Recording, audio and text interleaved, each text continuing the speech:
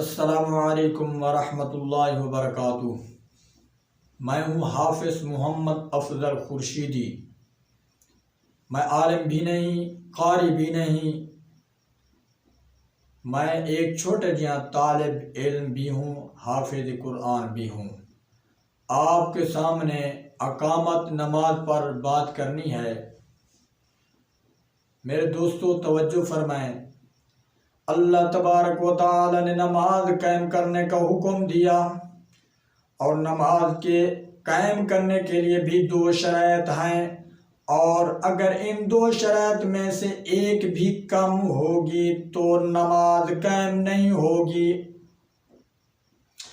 آپ حافظ قرآن بننا چاہتے ہیں تو 2 باتیں ضروری ہیں۔ آپ عالم قرآن بننا چاہتے ہیں تو 2 باتیں ضروری ہیں۔ آپ وکیل بننا چاہتے ہیں تو 2 باتیں ضروری ہیں۔ آپ ڈاکٹر بننا چاہتے ہیں تو 2 باتیں ضروری ہیں۔ آپ انجینئر بننا چاہتے ہیں تو 2 باتیں ضروری ہیں۔ آپ پائلٹ بننا چاہتے ہیں تو 2 باتیں ضروری ہیں۔ یعنی جو باتیں میں نے عرض کی ہیں، ان تمام عہدوں کو حاصل کرنے کے لیے 2 باتیں ضروری ہیں۔ مثلا حافظ قرآن کے لیے وہ 2 باتیں یہ ہیں کہ قرآن پڑھتا رہے اور اس کو یاد رکھے۔ وہ اس لیے کہ اگر کوئی حافظ قرآن بننے کا خواہش مند قرآن پڑھتا جائے اور پھر ساتھ ساتھ بھلاتا جائے تو وہ کبھی بھی حافظ قرآن نہیں بن سکے گا۔ یعنی حافظ بننے کے لیے پہلی یہ بات ہے کہ قرآن کو پڑھنا بھی ضروری ہے، دوسری یہ بات ہے اور پڑھے ہوئے کا بچانا بھی ضروری ہے۔ اور اسی طرح اگر کوئی امیر بننا چاہتا ہے، دولت مند بننا چاہتا ہے تو اس کے لیے بھی 2 چیزیں ضروری ہیں۔ وہ 2 چیزیں کیا ہیں؟ پہلا دولت کا کمانا، دوسرا اس دولت کو بچانا بھی ضروری ہے۔ اور پھر اسی طرح عالم دین بننے کے لیے بھی 2 چیزوں کی ضرورت ہے۔ پہلا علم حاصل کرنا بھی ضروری ہے، دوسرا اس علم کو بچانا بھی ضروری ہے۔ اور پھر اس کے بعد ڈاکٹر بننے کے لیے بھی ایسی ہی 2 چیزوں کی ضرورت ہے۔ پہلا میڈیکل کی اعلیٰ تعلیم حاصل کرنا بھی ضروری ہے، اور تعلیم کو بچانا بھی ضروری ہے۔ میرے دوستو توجہ فرمائیں، جیسے میں نے عرض کیا کہ ہر مہارت حاصل کرنے کے لیے 2 چیزیں ضروری ہیں، ہر عہدہ حاصل کرنے کے لیے 2 چیزیں ضروری ہیں۔ ایک اس چیز کو حاصل کرنا، اور دوسرا پھر حاصل کرنے کے بعد اس کو بچائے رکھنا، اس کا تحفظ کرنا، اس کو سنبھال کے رکھنا، اس کے متعلق احتیاط کرنا بھی ضروری ہے۔ اسی طرح نماز کا حکم ہو رہا ہے، وَأَقِيمُوا الصَّلَاةَ، نماز قائم کرو۔ میرے بھائیو، نماز کے لیے بھی 2 چیزیں ضروری ہیں، ایک اس کو پڑھنا اور دوسرا اس کو قائم رکھنا، یعنی پڑھی ہوئی نماز کو بچانا بھی ضروری ہے۔ اور اگر کوئی بندہ نماز تو پڑھتا ہے لیکن بچاتا نہیں تو پھر اس کا تو یہ حال ہے کہ نماز پڑھتا گیا گنواتا گیا، نماز پڑھتا گیا مٹاتا گیا، نماز پڑھتا گیا لٹاتا گیا۔ سوال یہ پیدا ہوتا ہے کہ بھائی کیا نمازیں بھی برباد ہو سکتی ہیں؟ کیا قیام بھی برباد ہو سکتے ہیں؟ کیا رکوع بھی برباد ہو سکتے ہیں؟ کیا سجدے بھی برباد ہو سکتے ہیں؟ وہ کیسے؟ تو جواب آیا کہ جو حضرت آدم علیہ السلام کے سامنے آکڑ گیا تھا وہ کون تھا؟ وہ کون تھا؟ ابلیس، شیطان تھا۔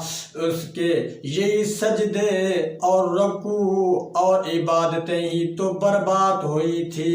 تو اس کا مطلب یہ ہوا ابلیس کو عبادت کرنا آتا تھا لیکن بچانا بچانا نہیں آتا تھا۔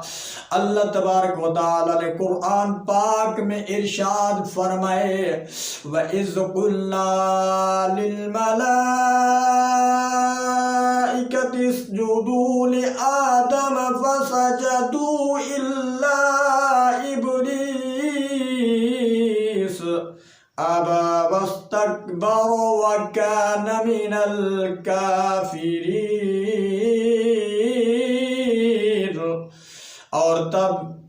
اور جب تمہارے رب نے فرشتوں کو حکم دیا کہ حضرت آدم علیہ السلام کو سجدہ کریں تو سب فرشتے نے سجدہ کیا مگر ابلیس شیطان نے سجدہ نہیں کیا۔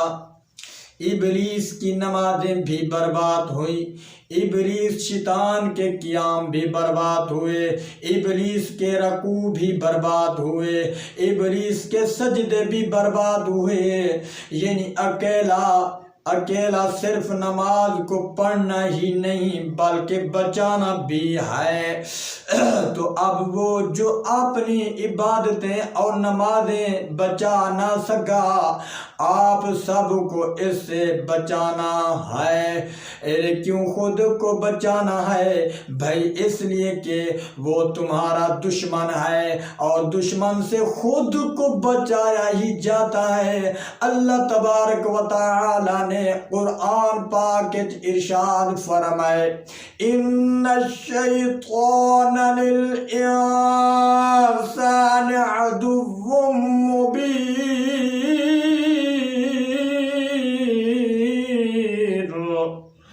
بے شک شیطان انسان کا کھلا دشمن ہے۔ آپ جب نماز پڑھتے ہیں یا قرآن پاک کی تلاوت کرتے ہیں تو سب سے پہلے اعوذ باللہ من الشیطان الرجیم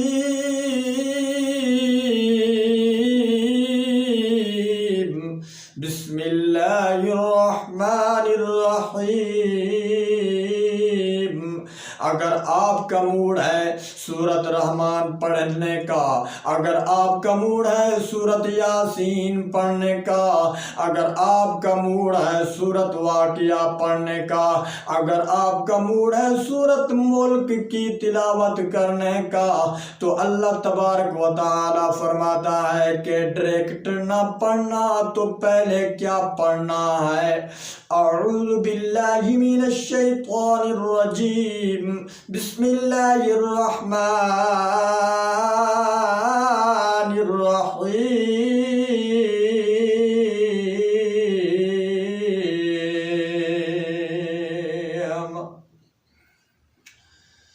دعا ہے کہ اللہ تبارک و تعالی میرا پڑھنا تمہارا سنا بارگاہ قبول فرمائے۔ دوستو میرا چینل اچھا لگے تو سبسکرائب کریں، لائک کریں، کمنٹس کریں، شیئر کریں، مہربانی، شکریہ۔